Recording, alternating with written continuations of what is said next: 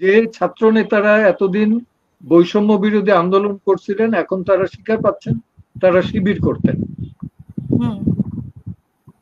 শিবির করা দোষ কি নির্দোষ সেটা আমি বলবো না, কিন্তু আত্মগোপন করেছিলেন তো। এ থেকে বোঝা যায় যে ডক্টর ইউনূস যত জ্ঞানী হোক বুদ্ধিমান হোক তিনি একটা কনস্পিরেসির মাস্টারমাইন্ড। এইটা কোনো পুলিশের কাছেও থাকার কথা না। এটা তাইলে আসলো কোত্থেকে? এক। দুই হলো হেলিকপ্টার থেকে যে গুলিগুলো আসছে এগুলো পরবর্তীতে প্রমাণিত হলো যে হ্যাঁ হেলিকপ্টার থেকে আসছে। এই হেলিকপ্টার গুলো কার? এই আন্দোলনটার নাম কি? 5 তারিখ পর্যন্ত ছিল এটা কোটা বিরোধী আন্দোলন, রাইট? 6 তারিখ তারা মুক্তি পাওয়ার পরে বললো বৈষম্য বিরোধী আন্দোলন। তো বৈষম্য বিরোধী কি? বৈষম্য কার সাথে কার? না, আমার মনে হয় বৈষম্য বিরোধী আন্দোলন আগে থেকেই কোটা ছিল একটা পর্যায় পর্যন্ত। এরপর জুলাইতেই কিন্তু ওরা পরিবর্তন করে এটাকে বৈষম্য বিরোধী আন্দোলনের রূপ দিয়েছে। আমি যদি আমার ভুল না হয় তাহলে 5ই আগস্টের আগ পর্যন্ত তারা যখন ডিবির হেফাজতে, তখন পর্যন্ত তারা কোটা বিরোধী আন্দোলনের নেতা। 6 সমন্বয়ক, একজন মহিলা 5 জন পুরুষ। এবং তখন আমরা একটা রিট, আমাদের ভিতর 2 আইনজীবী রিট করলো, আমি একজন আইনজীবী ছিলাম তাদের। তো সেখানে রিটটা হলো এই, এদেরকে কোন আইনে গ্রেপ্তার করা হলো এবং কেন করা হলো, আর এই দেশব্যাপী গুলিটা বন্ধ করো। এটা নিয়ে কোর্টের ভেতর খুব বাহাস হয়, ঝগড়াঝাড়ি এটা হয়। হওয়ার পরে কোর্ট একটা স্টেজে এক্সাইটেড হয়ে গভর্নমেন্টকে বলে যে উনি যে ডিবির হারুন উনি ভাত খাওয়াইয়া এই যে নিজের ফেসবুকে যে পোস্টটা দেন এটা কি জাতির সাথে একটা মস্করা পেয়েছেন? জাস্ট এই ল্যাঙ্গুয়েজ। উনি ভাত খাওয়াইতেই পারেন, কিন্তু আবার এটা ফেসবুকে উনি পোস্ট দেবেন কেন? আর তাদেরকে কোন আইনে কিভাবে হইলো এটা নিয়ে পরদিন হিয়ারিং হবে। এর মধ্যে তো উল্টেই গেল সবকিছু। তারা মুক্তি পাইল, মুক্তি পাওয়ার পরই পরদিন থেকে শুনলাম এটা বৈষম্য বিরোধী আন্দোলন। ওকে, অসুবিধা নেই। এখন বৈষম্য কার সাথে কার? যেমন আজকে মামুনুল হকের একটা বক্তৃতা শুনলাম ইউটিউব না কোথায়, যে নারীর যদি কোনো অংশ দেখা যায় দৃশ্যমান হয় সেখানে, টেলিভিশন থেকে না, আমি ইউটিউব থেকে পাইছি, আমার ইসেই আসছে, আসার পরে দেখলাম এই ধরনের কথাবার্তা হয়তো, এটা তো অস্বাভাবিক কিছু না। এই ধরনের কথাবার্তা হয়, এটা অস্বাভাবিক কিছু না। যে ছাত্র নেতারা এতদিন বৈষম্য বিরোধী আন্দোলন করছিলেন এখন তারা স্বীকার পাচ্ছেন তারা শিবির করতেন। শিবির করা দোষ কি নির্দোষ সেটা আমি বলবো না, কিন্তু আত্মগোপন করেছিলেন তো। এক। দুই হলো শিবির যদি জামাতের অঙ্গ সংগঠন হয় তাইলে আমার একটু কথা আছে।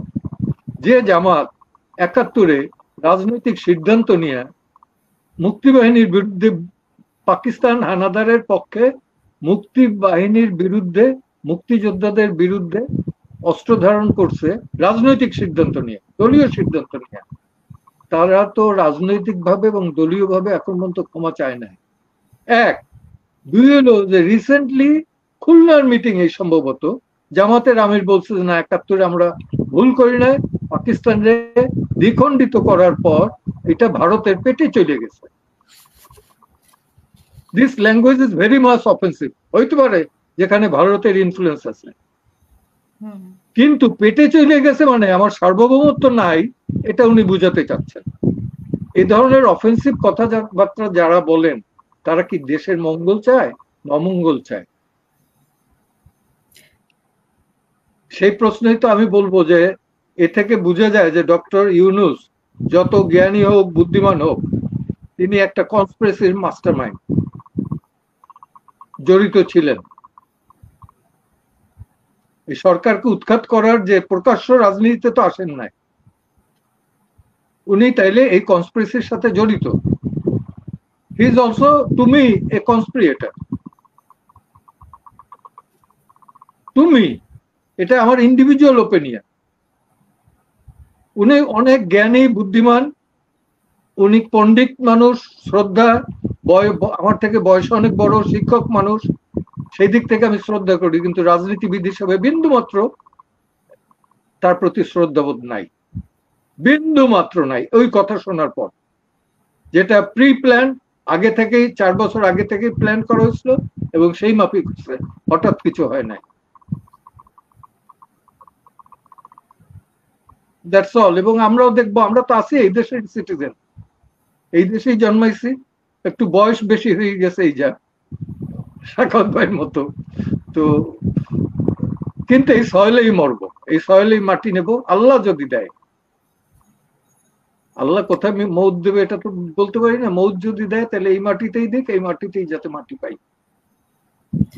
আচ্ছা, তাহলে আমরা বিচারের প্রসঙ্গে কি দাঁড়ালো আমাদের, যে কার কার বিচার হওয়া উচিত এই গণহত্যার জন্য, আর কার কার কি কারণে গণহত্যার একটা গাইডলাইন আছে ওয়ার্ল্ড ওয়াইড, সেই ডেফিনেশনে এটা পড়ে কিনা দেখতে হবে। এবং এই জেনোসাইড এক্সপার্ট যারা আছেন তারা বলবেন। ওকে, একজন মানবাধিকার কর্মী হিসেবে আপনি কি মনে করেন? অবশ্যই এটা একটা ঘৃণ্যতম হত্যাকাণ্ড হয়েছে। 1 মাসে 450-র উপরে সোফার, তখন পর্যন্ত আমাদের কাছে ছিল 450, 450-র উপরে গুলি খাওয়া, এটা একটা জঘন্যতম অধ্যায়। এটা ফ্যাসিস্টের একটা, ফ্যাসিজমের একটা নমুনা, এটা একনায়কতন্ত্রের একটা নমুনা। এবং ব্রিগেডিয়ার সাখাওয়াত সাহেব একটা বলেছিলেন 7.2 ভোট, তাই না, যদি আমার ভুল না হয়? জি, এইটা কোনো পুলিশের কাছেও থাকার কথা না। এটা তাইলে আসলো কোত্থেকে? 1, 2 হলো হেলিকপ্টার থেকে যে গুলিগুলো আসছে, এগুলো পরবর্তীতে প্রমাণিত হলো যে হ্যাঁ হেলিকপ্টার থেকে আসছে। এই হেলিকপ্টার গুলো কার?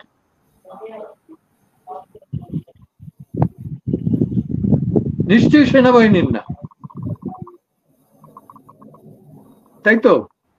আর এগুলো আসলো কোত্থেকে, কার কাছ থেকে? তাইলে যে অনেকে বলে যে থার্ড পার্টির ইনভলভ ছিল, আমার কাছে কিছু আছে, একজন উপদেষ্টা আছেন, মাননীয় উপদেষ্টা, তার স্মরণের জন্য বলি, দেখেন শাহবাগের PG hospital, Bangabandhu post graduate medical ইউনিভার্সিটির প্রত্যেকটা ডাক্তার যারা বিএনপি ঘরানার না, তাদের প্রত্যেকের নামে মামলা হয়েছে।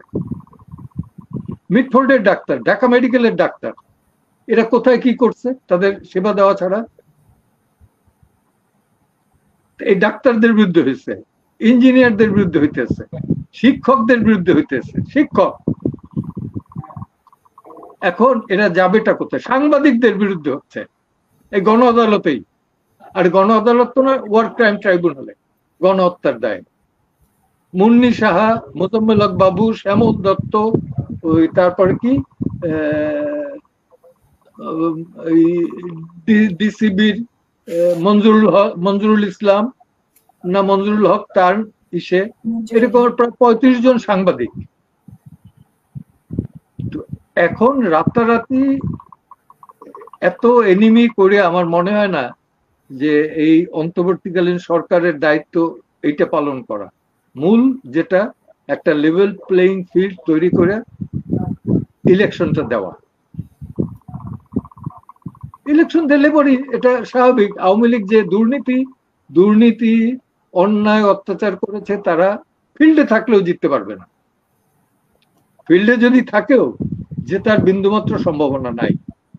তো সেই ক্ষেত্রে তাড়াতাড়ি দিলে পরে সেই যে গভর্নমেন্ট আসবে, লেজিমেট গভর্নমেন্ট, সেই গভর্নমেন্টটাই করুক, এই ইনিশিয়েটিভ গুলো নিক। এটা হলো আমার suggestion. That will be more better, more fair, more clear.